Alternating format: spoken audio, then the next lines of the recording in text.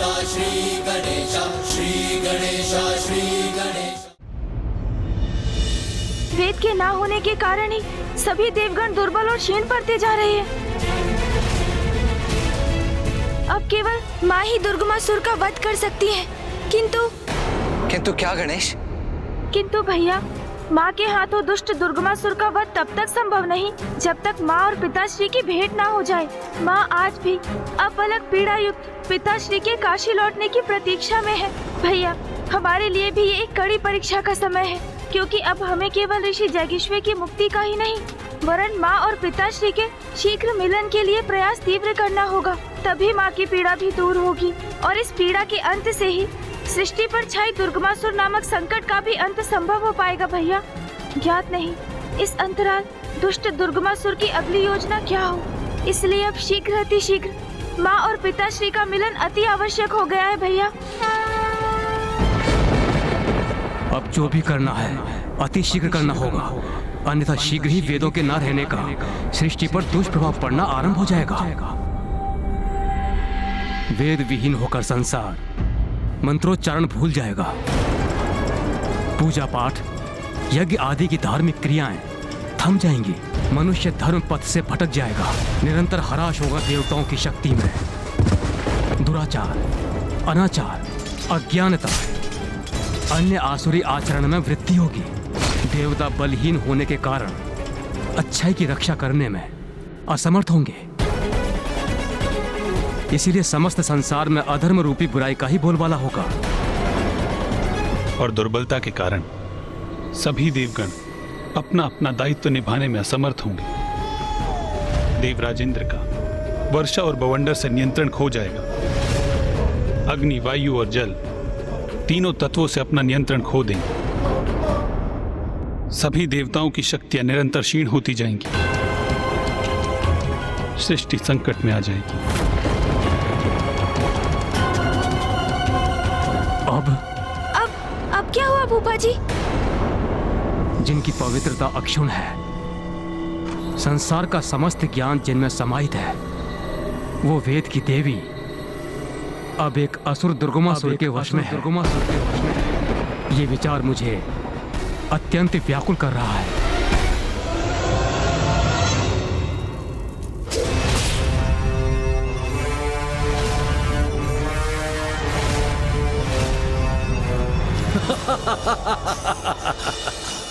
दुर्गमासुर की युक्ति का तोड़ निकालना अत्यंत दुर्गम है, क्योंकि ज्ञान की सरिता और वेद की देवी पर अब मेरा अधिकार है, दुर्गमासुर का अधिकार है।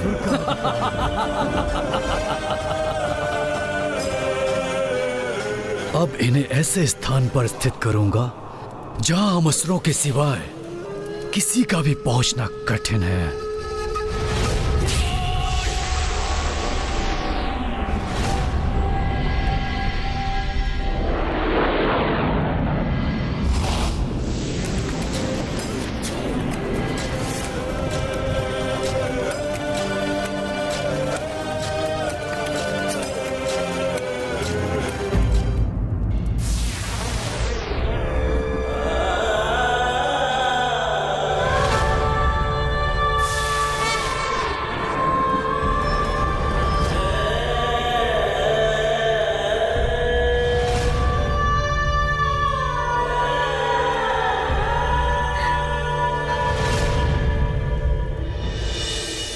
फूफा जी, आपके समान मैं भी चिंतित और व्यथित हूँ।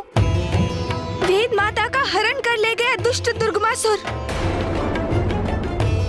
इसकी तो कल्पना भी हमारे लिए अपार वेदना का कारण है। किंतु मुझे ये भी ज्ञात है कि वेद की उत्पत्ति भी तो माँ आदि शक्ति से ही हुई है। माँ ने तो स्वयं इसकी चर्चा मुझसे की थी कि प्रत्येक दिवस के भोर में वेद माता माँ के चरणों में अपना मस्तक रख उनका अभिवादन करती हैं, जिसके परिणाम स्वरूप माँ के चरणों का सिंदूर उनके मस्तक पर स्थित हो जाता है।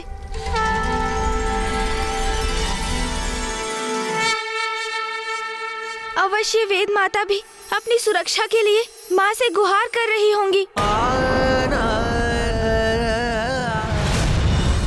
माता, इस सृष्टि की रक्षा के लिए मुझे इस असुर से मुक्त कराइए माता।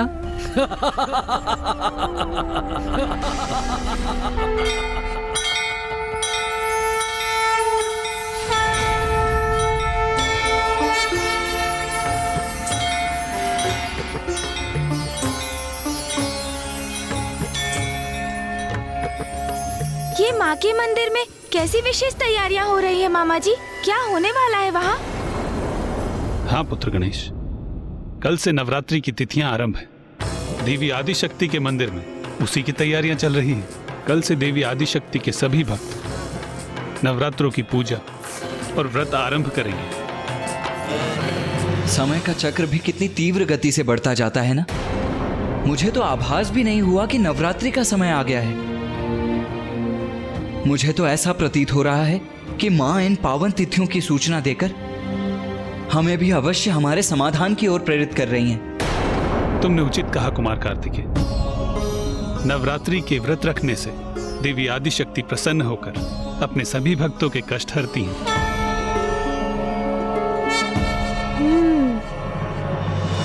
और हमारे संकटों का निवारण तो माँ के द्वारा ही संभव है, इसलिए हम भी नवरात्रि के व्रत और पूजन करेंगे।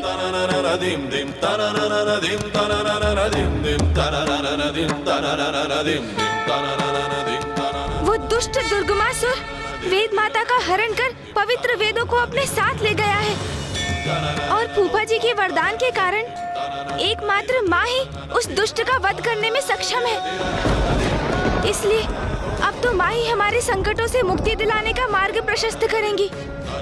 गणेश, तुम उचित कह रहे हो, किंतु उसके पूर्व हमें राजा दिवोदास से पार पाकर पिताश्री को काशी लौटाने का कोई उपाय तो करना होगा ना। तभी तो माँ उस दुर्गमासुर का वध करने के लिए प्रेरित होंगी। दुर्गमासुर का वध तो माँ और पिताश्री के मिलन के पश्चात ही संभव हो सकता है, किंतु माँ की कृपा से मुझे काशी नरेश को उनके राजपद से विभक्त करने का मार्ग सूझ गया है, और जिसके लिए अब हमें अविलंब काशी जाना होगा।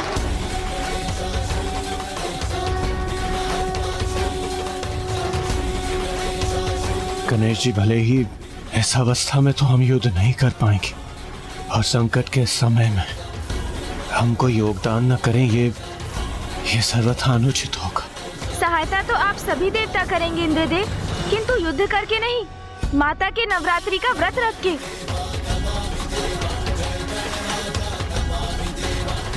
और आप सभी ये व्रत यहाँ मंदार पर्वत पर रहकर ही करेंगे। मैं और भैया काशी जाकर व्रत करेंगे, क्योंकि राजा दिवोदास को बिना आहत किए एवं उन्हें कोई कष्ट पहुंचाए बिना काशी के राजपद को उनसे मुक्त करने का उपाय तो काशी जाकर ही करना होगा हमें।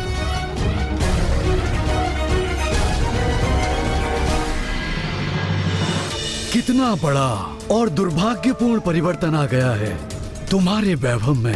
वहाँ ब्रह्मलोक में सदा उजले तारों से घिरी रहती थी, ब्रह्मदेव की देखरेख में। उनके निकट दिव्य कमल पर स्थित रहती थी वेद की देवी, किंतु अब तो यहाँ इस गहन अंधकार में घिरी हुई हो, जहाँ तुम्हारा ये सिंहासन एक काले और कलुषित कमल पर स्थित है। यहाँ तो मेरे लिए श्वास लेना भी कठिन हो रहा है। इस पाप में अंधकारी स्थान पर क्यों लेकर आए हो मुझे? क्योंकि अब आपका यही नवीन स्थान है। अब आप मेरे अधीन हैं और मैं आपका नवीन स्वामी। बड़े मूर्ख हैं ये देवता, जिन्हें मेरे वास्तविक आशय का भान भी नहीं हुआ। मेरी दृष्टि स्वर्ग के सिंहासन पर नहीं, मेरी रुरु पुत्र दुर्गमासुर की दृष्टि तो आरंभ से आप पर ही थी देवी, क्योंकि मुझे ज्ञात था यदि आप लुप्त हुई तो संसार से धर्म का भी लोप अवश्य होगा, और फिर संसार में पाप और अनाचार का विस्तार होगा। देवता दुर्बल होंगे और असुरों की शक्ति बढ़ेगी। मैं रुरु पुत्र दुर्गमासुर, सृष्टि पर अपना एक छत्र राज्य स्थापित करूंगा। इसलिए इस नवीन स्थिति को स्वीकार कीजिए, क्योंकि अब तो सदा आपको इसी एकांत में ही रहना होगा देवी।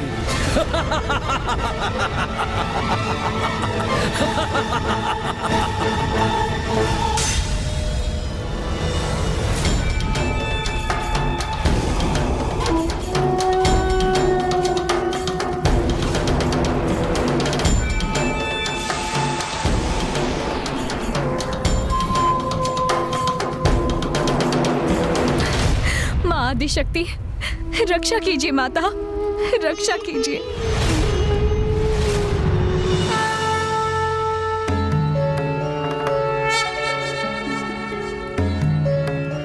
प्रणाम माता। माँ, आपकी अनुमति के बिना तो कुछ भी नहीं होता। ये सभी जो यहाँ घटित हो रहा है, इसमें अवश्य आपकी ही लीला छिपी है माँ। पिताश्री ने काशी का परित्याग किया। उनका अनुसरण करते हुए समस्त देवता भी काशी से प्रस्थान कर गए, किंतु आपके और पिताश्री का वियोग काशी की शोभा और दिव्यता में वृद्धि का कारण बना माँ। क्योंकि अब फूफा जी ब्रह्मदेव, सूर्यदेव और 64 योगिनी माताओं के धाम भी यहाँ स्थापित हो गए हैं, किंतु अब पिताश्री को काशी लौटाने को सुगम बनाने का समय आ गया है माँ। और दुष्ट दुर्गमासुर वेद माता का हरण कर ले गया है। उस दुष्ट दुर्गमासुर का वध कर उससे मुक्त कराने का सामर्थ्य तो एकमात्र आप में ही है माँ। किंतु जब तक पिताश्री नहीं लौटेंगे, आप अपने स्थान से तनिक भी नहीं हटेंगी। इसलिए आप उस दुर्गमासुर का वध कैसे करेंगी माँ? और राजा देवोदास के रहते पिताश्री काशी में कदापि प्रवेश नहीं करेंगे। इसलिए अब हमारे समक्ष एक बहुत बड़ी विडंबना उपस्थित हो गई है माँ। माँ, इस दुविधा का समाधान मेरे पास नहीं, एकमात्र आपके पास है। मेरे पास कुछ है तो वो है मेरी भक्ति। भैया, मैं और समस्त देवता अपनी भक्ति से ही प्रयास करेंगे माँ। हम सभी नवरात्रि के व्रत और पूजन करेंगे। और मुझे विश्वास है कि हमारी भक्ति के परिणाम स्वरूप आप हमारा मार्गदर्शन अवश्य करेंगी माँ। हमें उचित समाधान सुझाएंगी आप। इसलिए हमें आशीर्वाद दीजिए माता कि हम ये पूजा और व्रत समर्पण और भक्ति भाव से संपन्न कर सके। हमें आशीर्वाद दीजिए माता। पुत्र गणेश, मेरा आशीर्वाद तो सदैव तुम्हारे साथ है और मुझे ज्ञात है कि अपनी भक्ति और युक्ति से तुम कोई ना कोई मार्ग अवश्य ढूंढ लोगे। प्रणाम माता।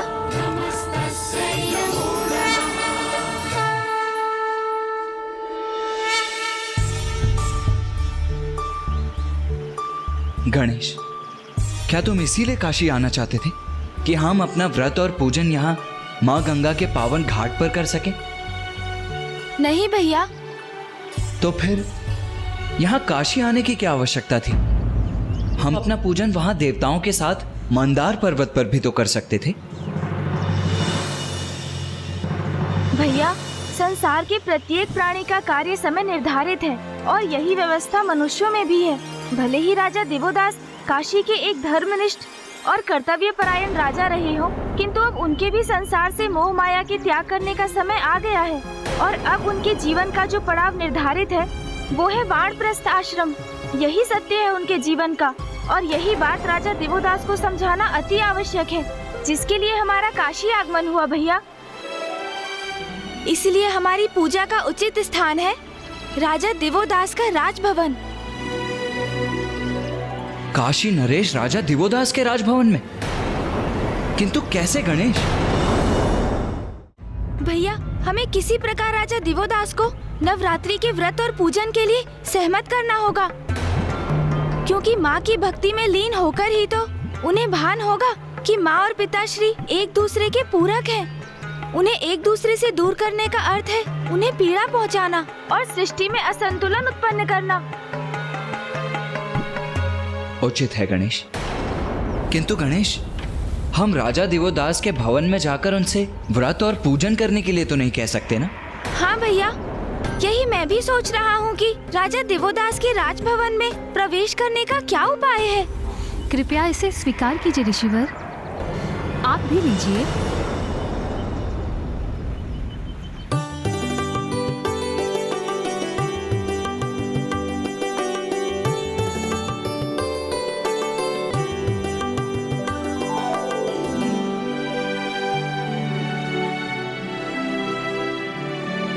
गणेश, वो स्त्री जो वहां दरिद्र ब्राह्मणों को फल और वस्त्र दान कर रही है, वो तो काशी की महारानी प्रतीत हो रही है।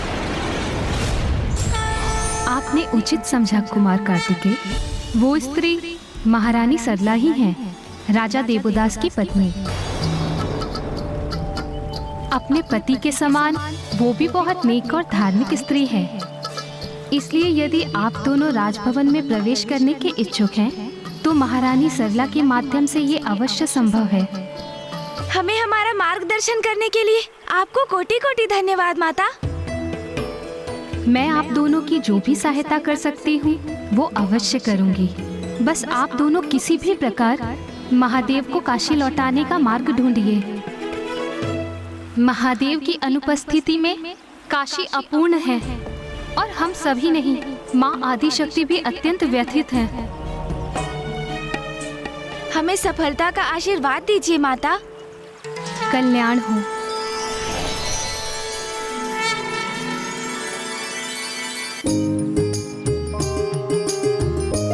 भैया, मुझे एक युक्ति सूझी है।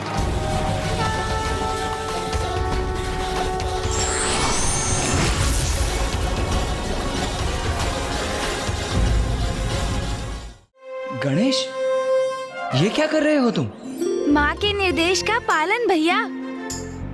बुद्धि और युक्ति का प्रयोग कर रहा हूँ मैं। चलिए, अब आप भी मेरे समान वस्त्र धारण कीजिए।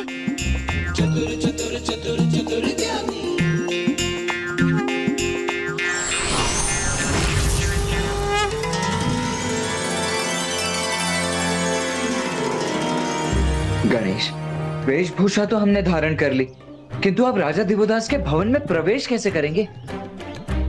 मेरे पास उसके लिए एक योजना है भैया, बस आपको उसका अनुसरण करना होगा। तुमने तो मात्र भिन्न वस्त्र धारण किए हैं, भिन्न भेष कहाँ धारण किया है? हो तो तुम अब भी गणेश ही ना? भैया, आप प्रश्न बहुत करते हैं। आपको तो मैं अपने स्वाभाविक रूप में ही दिखाई दूंगा, किंतु अन्य सभी को मैं गणेश नहीं, एक साधारण ब्राह्मण बालक ही प्रतीत होऊंगा। आइए, मैं आपको अभी दिखाता हूँ।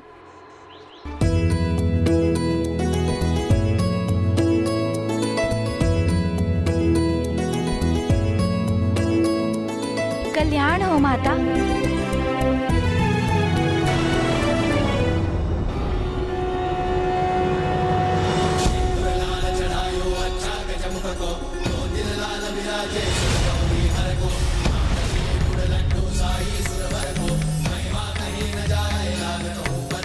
प्रणाम ब्राह्मण देवता।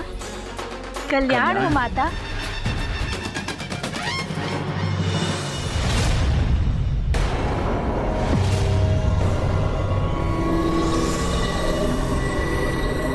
मुझे क्षमा करे ब्राह्मण देवता, अब आपको देने के लिए मेरे पास कुछ भी शेष नहीं। माता, हम आपसे यहाँ पर दक्षिणा प्राप्त करने नहीं आए हैं। हम तो बस यहाँ से निकल रहे थे तो हमारी दृष्टि आप पर पड़ी और हमारे मुख से स्वतः आशीर्वचन निकल पड़े। आप तो अति भाग्यशाली है माता। आपकी मनोकामना पूर्ण हो गई है।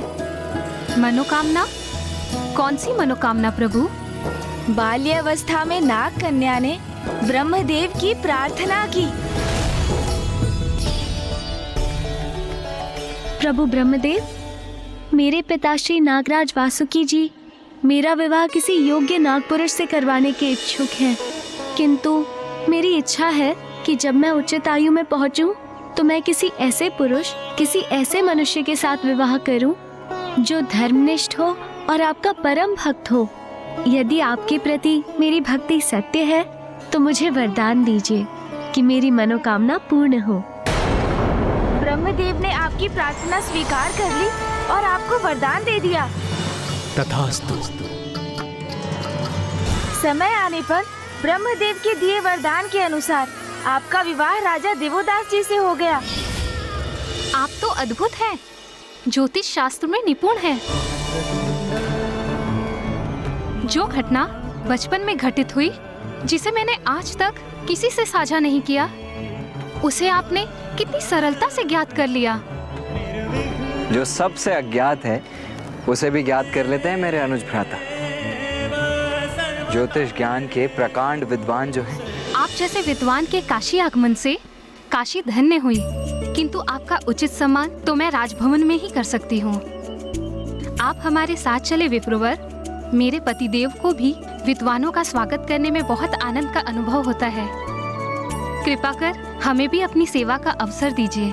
अवश्य महारानी, हम आपका आतिथ्य स्वीकार करते हैं।